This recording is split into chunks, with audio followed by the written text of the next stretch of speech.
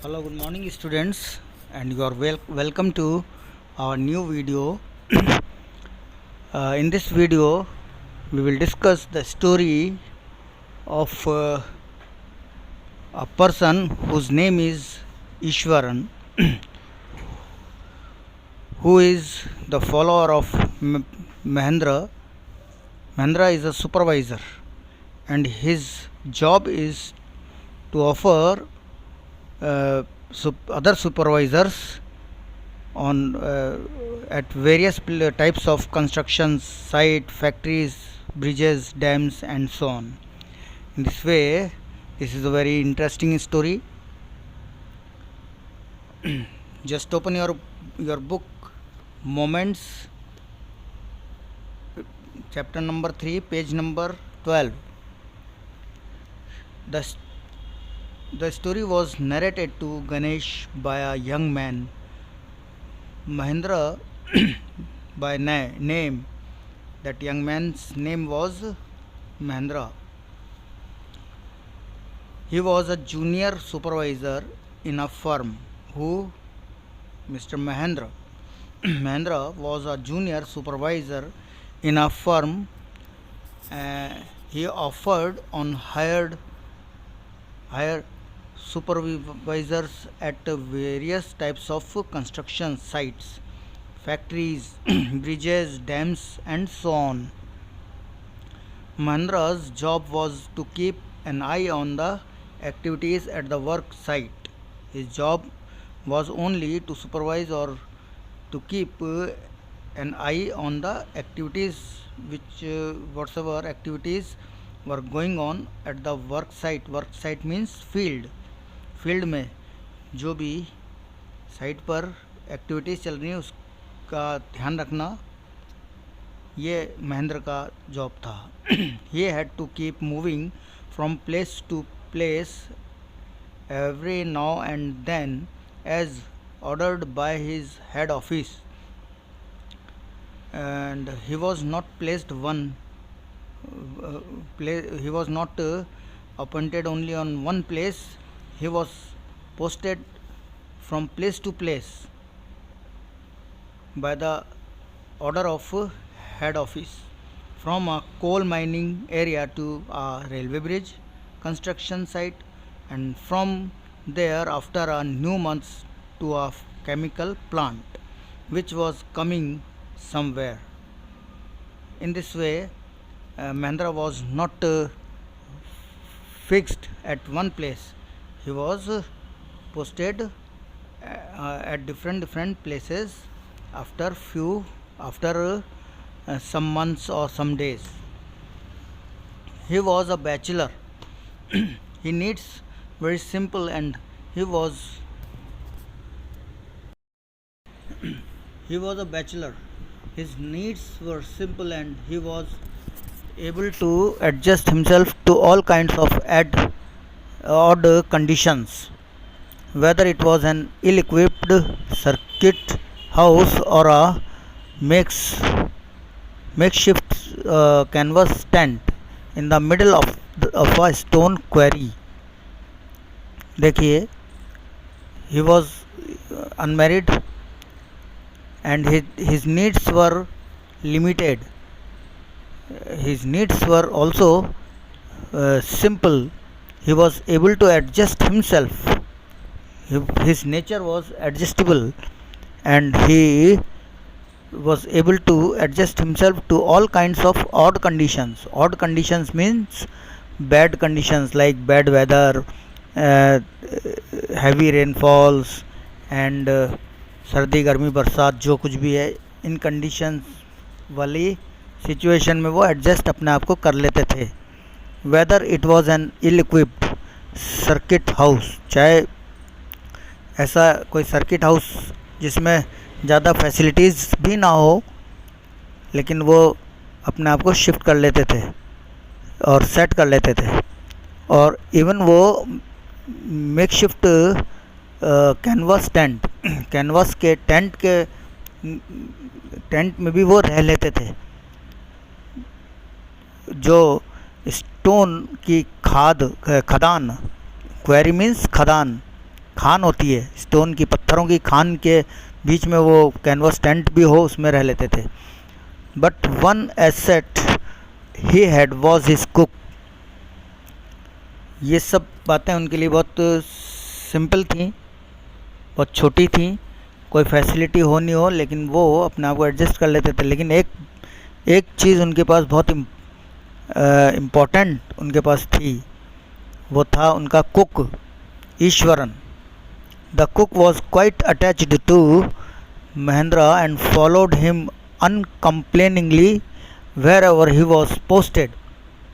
This cook was his very familiar cook, and he was like a family member, and he did not leave Mahendra's company. Wherever Mahendra went, he accompanied him and followed him very happily. He cooked for Mahendra, washed his clothes, and chatted away with his master at night. What he did for Mahendra, he was doing all the household work like cooking food, washing clothes, and after finishing all the work, he started chatting or talking to his master at night. At night, when Mahendra was also free from his whole day duty, he could weave out endless stories and anecdotes on varied subjects. यानी कि वो जो he was expert to frame new stories and anecdotes. Anecdotes कहते हैं किस्से, कहानी किस्से तरह तरह के, और वो बनावटी कहानियों को गढ़ने में बहुत माहिर था और तरह तरह के सब्जेक्ट्स पे. Iswaran also had an amazing capacity to produce vegetables and cooking ingredients seemingly out of nowhere in the middle of desolate landscape with no shops visible for miles. यानी कि ईश्वरन में एक क्या कहते हैं, सरप्राइज़ कर देने वाली कैपेबिलिटी थी कि वो जहाँ मीलों दूर तक कोई दुकान भी ना दिखाई दे, एक भी दुकान, ऐसे उजड़े स्थान के बीच में पता नहीं कहाँ से सब्जियाँ और खाने पीने की सामग्री वो पैदा कर देता था. It was his own capacity. That's why he was perfect. Mahendra would be up early in the morning and leave for work after breakfast. Mahendra would leave for his work after breakfast, carrying some prepared food with him. जब महेंद्र सुबह जल्दी उठ जाता और नाश्ते के बाद अपने साथ कुछ पका हुआ भोजन अपने साथ ले जाता था for lunch. Meanwhile, Ishwaran would tidy up the shed, wash the clothes, and have a leisurely bath, pouring several buckets of water over his head, muttering a prayer all the while. जब वो महेंद्र अपने काम पे duty पे निकल जाता था कुछ खाना लेकर के, लंच लेकर के, तो वो पूरे शेड को, जिस जगह वो रहते थे, कैनवास टेंट या वो सर्किट हाउस या जहाँ भी वो जाते थे, वहाँ जो भी जगह उनको रहने को मिलती, वो शेड वो उनके जाने के बाद टाइडी करता था. टाइडी अप मीन्स साफ़ सफाई, और उनके कपड़े धोता और फिर सब काम से फ्री होके नहाने का आनंद लेता. और वो अपने सिर पर कई बकेट्स ऑफ वाटर यानी पानी से भरी हुई बाल्टियाँ उंडेलता और साथ में ईश्वर का नाम भी प्रेयर के रूप में लेता रहता. It would be lunch time by then. After eating he would read for a while before dozing off. This is his daily routine work. और उसके बाद वो क्या करता था कि खाना वाना खाने के बाद वो थोड़ा बहुत पढ़ाई पढ़ता था, बुक्स वगैरह, और फिर थोड़ी देर सो जाता, झपकी लेता। The book was usually some popular Tamil thriller running to hundreds of pages. और उससे जो बुक पढ़ने का शौक़ था वो बुक थी तमिल थ्रिलर, तमिल की रोमांचक कहानियाँ जिसमें कई सैकड़ों पेज होते थे। It's imaginative descriptions and narrative flourishes would hold Eswaran in thrall। और इसकी जो इमेजिनेटिव मीन्स जो काल्पनिक बातें और उसकी जो लैंग्वेज होती थी वो ईश्वरन को सम्मोहित कर देती थी। थ्रॉल मीन्स उसको अट्रैक्ट, फैसिनेट कर लेती थी। His own descriptions were greatly influenced by the Tamil authors that he red. और फिर वो जो उसका डिस्क्रिप्शंस अपने मन से जो वो डिस्क्राइब करता था कोई भी स्टोरी को, तो उसके अंदर तमिल टेस्ट या तमिल का इफ़ेक्ट उसको उसमें उसकी बोलने में या डिस्क्रिप्शन में साफ झलकता था, जो कि वो पढ़ता ही था। When he was narrating even the smallest of incidents, he would try to work in suspense and surprise ending into the account। देखिए, जब वो कोई स्टोरी बोलता था, चाहे वो छोटी से छोटी इंसिडेंट भी हो, छोटी से छोटी सी घटना को कभी वो वर्णन करते समय अपने अकाउंट में एकदम से अजीब सा भाव पैदा कर देता था एंड एक सरप्राइजिंग एंडिंग उसका वो करता था। बड़ा मतलब कुल मिला के he made his story telling very impressive and interesting and attractive. For example, instead of saying that he had come across N uprooted tree on the highway, है ना, यानी कि एक मिसाल के तौर पे ये कहने के बजाय कि उसने हाईवे पर एक उखड़ा हुआ पेड़ देखा, ये सीधे सीधे सिंपल वे में नहीं बोलता था कि हम तो कोई पेड़ वेड़ ऐसा उखड़ा हुआ हो या कोई गाड़ी गिरी हुई हो, कुछ भी हो, तो हम आके घर पे सीधे सीधे बताते हैं कि भाई वहाँ मैं जा रहा था तो एक ट्रक उल्टा पड़ा था, एक पेड़ टूटा पड़ा था। वो ऐसे नहीं बताता था, वो पूरी एक्टिंग के साथ बताता था। He would say with eyebrows suitably arched, बिल्कुल अपनी भुएं एकदम आर्क की तरह, यानी कि कर्व की तरह पूरी गोल बना के, अपने आँखें खोल के, और and hands held out in dramatic gestures, और अपने हाथों से ड्रामेटिकली वो एक्शन करके बाकायदा वो इतनी सी इंसिडेंट्स को वो बताया करता था। The road was deserted and I was all alone. कैसे बोलता था? रोड बिल्कुल एकदम सूनी थी और मैं बिल्कुल अकेला। Suddenly I spotted something that looked like an enormous bushy beast lying sprawled across the road। और अचानक मैंने नोट किया एक बहुत बड़ी सी झाड़ियों वाले एक जानवर की जैसी आकृति, है ना। एनॉर्मस मीन्स वेरी वास्ट, जो रोड के ऊपर काफ़ी फैली हुई पड़ी थी। I was half inclined to turn and go back, और मैं थोड़ा झुका मुड़ने के लिए और जाने के लिए। But as I came closer I saw that it was a fallen tree. लेकिन जब जैसे ही मैं पास में आया तो मैंने देखा कि वो तो एक गिरा हुआ पेड़ था। With its dry branches spread out, वो पेड़ जिसकी ब्रांचेस सूख गई थी, जो रोड पे फैला हुआ था। Mahendra would stretch himself back in his canvas chair and listened to Ishwaran's tales uncritically. और महेंद्रा फिर क्या, उसको भी इंटरेस्ट आ जाता, फिर वो और अपनी बैग में, अपने बैग के सहारे वो फैल फसर के कैनवास चेयर पर बैठ जाता और उसकी कहानी को बिना किसी, विदाउट एनी इंटरप्शन वो सुनता रहता. In uncritically means without any interruption. Now he tells an another story.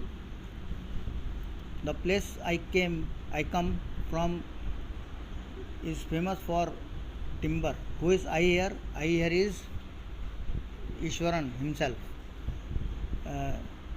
Ishwaran would begin. There is a richly wood forest all around, where the place where he belongs, that place is wooded forest, and the logs are hauled on to the lorries by elephants. और लकड़ी के लट्ठे हाथियों के द्वारा गाड़ियों पर लादे जाते हैं. ये साउथ की स्टोरी है and specially Kerala. And they are huge well fed beast. Elephants are very vast and well fed beast. When they turn wild, even the most experienced Mahat is not able to control them. जब वो अपनी पे आते हैं और जंगली बन जाते हैं तो मौत भी उनका कुछ नहीं, उनको कंट्रोल नहीं कर सकता. After this prologue, Iswaran would launch into an elaborate anecdote involving an elephant. और इस तरह से अब ईश्वरन अपनी कहानी में इतना एक्साइटेड हो जाता था कि वो खुद ही खो जाता था उसमें, और वो फर्श से उठ खड़ा होता और पागल हाथी की नकल करते हुए अपने पैरों को ज़ोर ज़ोर से पटकना और कूदना शुरू कर देता था. One day a tusker escaped from the timber yard and began to roam about. एक हाथी एक टिम्बर यार्ड से भाग छूटा और इधर उधर घूमता रहा, स्टैम्पिंग ऑन बुशेस, और झाड़ियों को कुचलता हुआ, टेयरिंग अप वाइल्ड क्रीपर्स, और जंगली बेलों को कुचलता हुआ, and breaking branches at will. You know sir how an elephant behaves when it goes mad. You know, when an elephant goes mad, how can he behave? This is, we can think. Ishwaran would get so caught up in excitement of his own story that he would get up from the floor and jump about, stamping his feet and emulation in the mad elephant. और जैसा कि मैंने आपको पहले ही बताया कि ईश्वरन इतना excited हो जाता था कहानी सुनाते हुए एलिफेंट की कि वो एलिफेंट की तरह एक्टिंग करने लगता था, और जैसे वो उछल के कुचल रहा हो कोई चीज़ को, वो भी ऐसे. The elephant reached his outskirts of the town, breaking the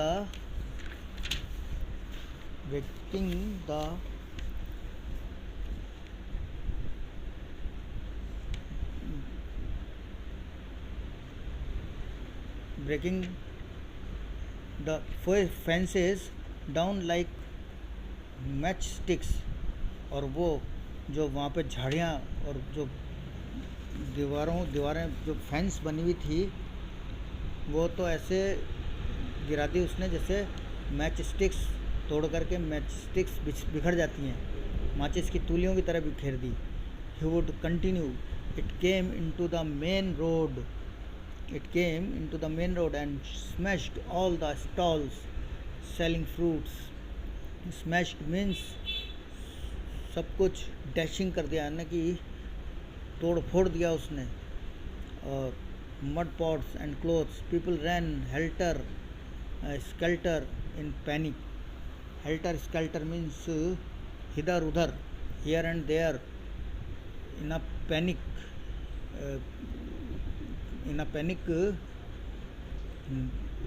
condition, बड़ी बदहवास स्थिति में वो इधर उधर दौड़ते थे। The elephant now entered a school ground where children were playing breaking through the brick wall. और वो स्कूल के ग्राउंड में भी जहाँ बच्चे खेल रहे थे वो इधर उधर दौड़ने लगे और वो स्कूल की जो है वॉल को तोड़ करके अंदर घुस गया। All the boys ran into the classrooms and shut the door tight. The beast grunted and wandered about, pulling out the football goal post. Beast जो था चिंगाड़ता हुआ इधर उधर घूम रहा था पागलों की तरह, और उसने गोल पोस्ट भी तोड़ दिया। Tearing down volleyball net, kicking and flattening the drum, और ड्रमों को भी उसने एकदम से प्रेस कर करके फ्लैट कर दिया, जो पानी के ड्रम पड़े हुए थे वहाँ पे। एंड अपरूटिंग द श्रब्स, और झाड़ियाँ उखाड़ दी। Meanwhile all the teachers had climbed up to the terrace of the school building. From there they helplessly watched the depredations of the elephant. यानी कि जो टीचर्स वगैरह थे वो भी वहाँ पर उसके स्कूल के बिल्डिंग के छज्जे पे जो है खड़े हो गए, उसको बिल्कुल एकदम असहाय और निस्सहाय होकर देखते रहे उसकी लूटपाट की इस वारदात को। डिप्रेडेशन मीन्स लूटपाट। There was not a soul below on the ground, एक भी व्यक्ति वहाँ पर ग्राउंड पे नहीं था। The streets were empty as if the inhabitants of the entire town had suddenly disappeared. ऐसा लग रहा था कि पूरा टाउन वहाँ से गायब हो गया, पूरा शहर ही गायब हो गया। I was studying in the junior class at that time and was watching the whole drama from the roof top. I don't know that what came over me suddenly. मैं छोटा था उस समय, जूनियर क्लासेस में पढ़ रहा था, सारा ड्रामा देख रहा था। I grabbed a cane from the hands of one of the teachers and ran down on the stairs and into the open. An elephant grunted and menacingly swung a branch of a tree. हाथी, जब मैं एक teacher से bench छीन करके मैं उसके पीछे दौड़ा तो चिंगाड़ता हुआ मेरे पीछे पीछे आया। एंड menacingly मीन्स भयावह स्थिति में, डर के मतलब डर से भरी हुई स्थिति। It held in its trunk. It stamped feet, kicking up a lot of mud and dust. उसने कीचड़ कादे में जोर जोर से पैर रखे और डस्ट और मड को उछाल दिया। It looked frightening, और ये डरा हुआ लग रहा था। But I moved slowly towards, बड़ा मतलब डर वाला माहौल पैदा हो गया था और मैं धीरे धीरे इसकी तरफ बढ़ा। स्टिक इन हैंड, अपने हाथ में वो छड़ी लिए। People were watching the scene hypnotized from nearby house tops. The elephant looked at me red eyed ready to rush towards me.